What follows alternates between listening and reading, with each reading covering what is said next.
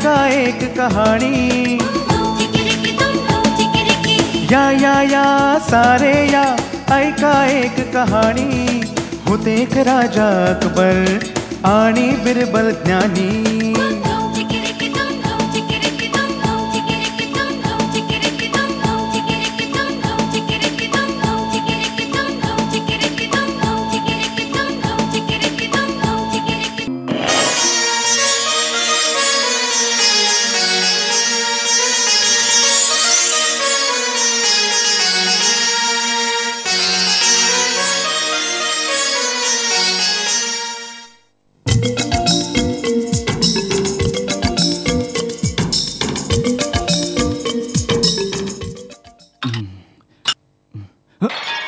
हो, अरे माझ्या देवा, ही तर महाराजांची आवडती फुलदाणी होती। ते मला आता नक्की शिक्षा करणार। आता मी काय करू?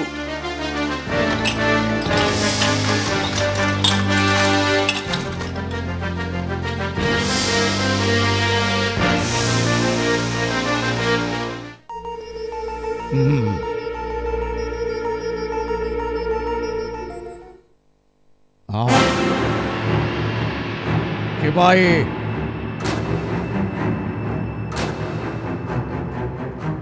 जी जहापना। आमची फुलदाणी कुठं गेली?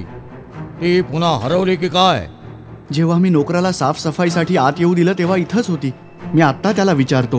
हा, त्याला लगेच इथे बोलाव।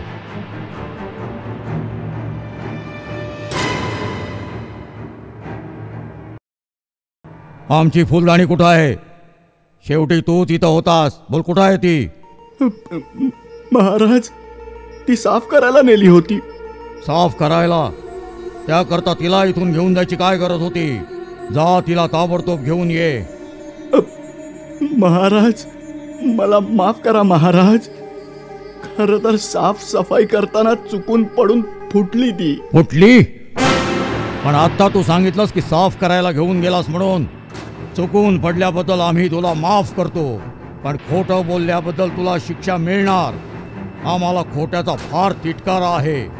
आमच्या राज्यातून दूर निघून जा। शिपायानो, घेऊन जा याला इथून। महाराज, महाराज माफ करा महाराज। महाराज, माझ्या हातून चूक झाली महाराज। मी घाबरलो होतो महाराज। महाराज, मला क्षमा करावी। मला माफ करावं महाराज। अशा तऱ्हेने आम्ही त्याला हद्दपारीची शिक्षा दिली। कुठल्याच खोटेपणाला आम्ही कधीही सहन करू शकत नाही। नेहमी माणसांनी खरं बोलावं। आपण योग्यच केलं महाराज। खोटं कधीच बोलू नये। खरं नेहमीच चांगलं असतं। हो, बरोबर। काय तुमच्यापैकी कोणी कधी खोटं बोललं आहे? कधीच नाही महाराज। मला खोटं बोलता येत नाही महाराज। खोटं म्हणजे काय मला माहितीच नाहीये। मला अजिबात बोलता येत नाही खोटं महाराज। बिरबल, आपलं काय मत आहे? तुम्ही कधी खोटं बोललाय? मी कधी ना कधी तर खोटं बोललो आहे महाराज।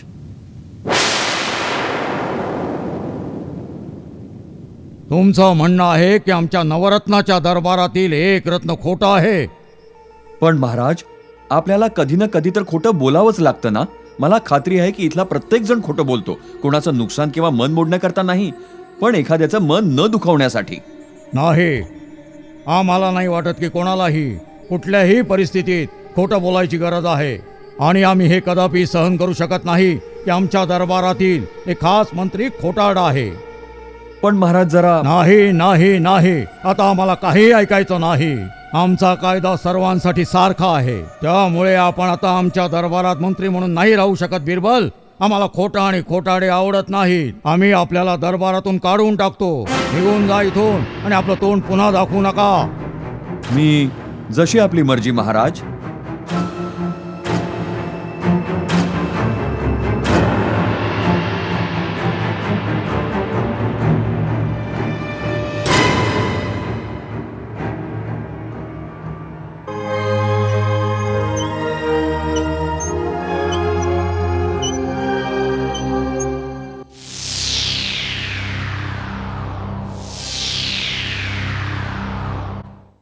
सेवकराम।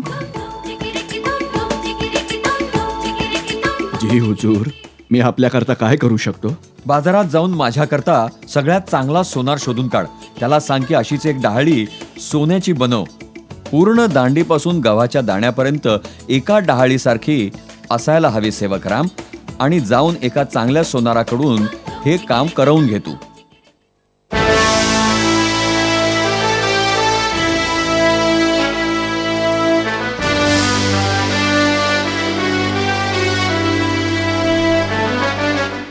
बिरबल, आम्ही तुम्हाला दरबारातून काढून टाकून सांगितलं होतं की आपलं तोंड पुन्हा दाखवू नका. तुम्ही आमची आज्ञा का पाळली नाहीत? महाराज, मला कृपया माफ करा, पण आपला हुकूम मोडायचा माझा उद्देश नव्हता. तर मग इथं का आलात? महाराज, आपण मला दरबारात येण्याची मनाई केली तरी पण या राज्याचा मी एक विश्वासू नागरिक आहे. मला एक अशी वस्तू सापडली आहे जी या देशाला जगात सर्वात श्रीमंत बनवू शकेल. म्हणून वाटलं आपल्याला आणून दाखवावी. खरंच? अशी कोणती वस्तू आहे जी या देशाला जगात सर्वात श्रीमंत बनवेल? दाखवा आम्हाला.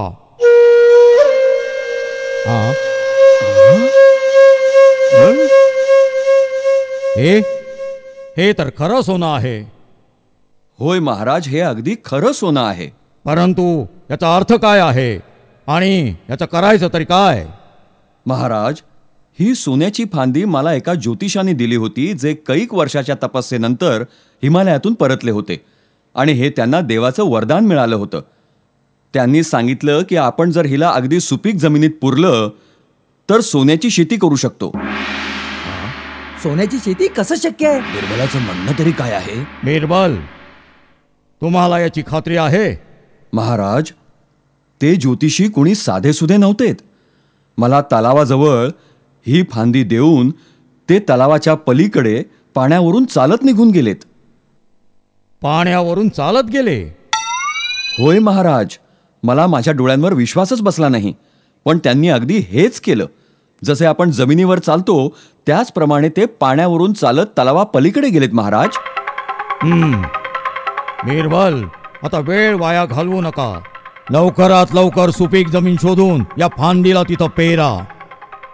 महाराज, मी अगोदरच हे काम करून टाकलंय आणि मी अशी एक जमीनही शोधून काढली आहे. मी आपल्याला आत्ताच तिथे घेऊन जाऊ शकतो. ठीक आहे, तर मग उद्याच आम्ही ही फांदी पेरू.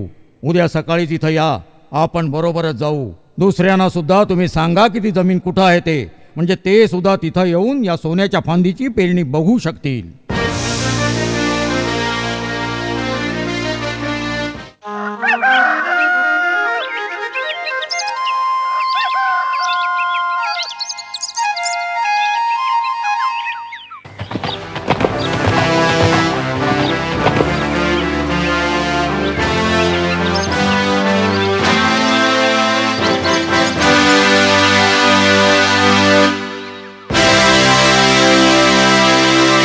जहापना, हीच ती जागा आहे.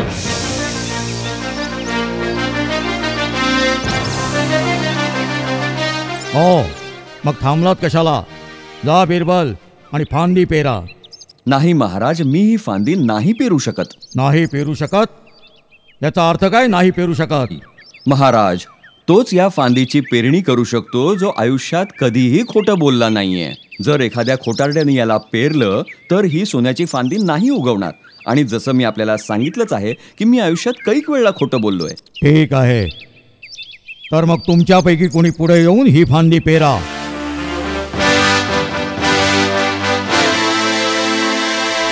आमचा विश्वास नाही बसत की आमच्याजवळ एकही असा माणूस नाही जो कधी खोटं बोलला नाही. महाराज, मला वाटतं केवळ आपणच या फांदीची पेरणी करू शकता. फक्त आपण.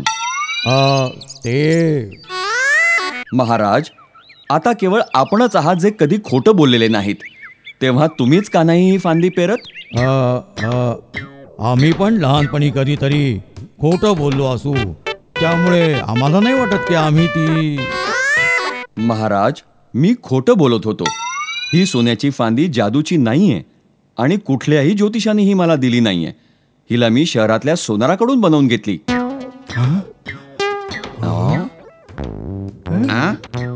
तेव्हा महाराज, आता आपण समजून चुकला असाल की प्रत्येकाला कधी ना कधी खोटं बोलावंच लागतं, खरं लपवण्यासाठी किंवा धोका देण्यासाठी नव्हे, तर एखाद्याचं मन न मोडण्यासाठी किंवा अपमान न करून घेण्यासाठी किंवा एखाद्या चांगल्या कारणासाठी. आम्ही समजून चुकलो बिरबल. खोटं बोलण्यावरून तुम्हाला दिलेल्या शिक्षेबद्दल आम्ही माफी मागतो आणि न घाबरता आम्हाला आमच्या चुकीची जाणीव करून दिल्याबद्दल आम्ही आपले आभारी आहोत.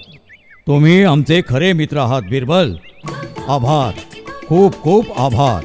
धन्यवाद महाराज, मला एवढा सन्मान दिल्याबद्दल धन्यवाद.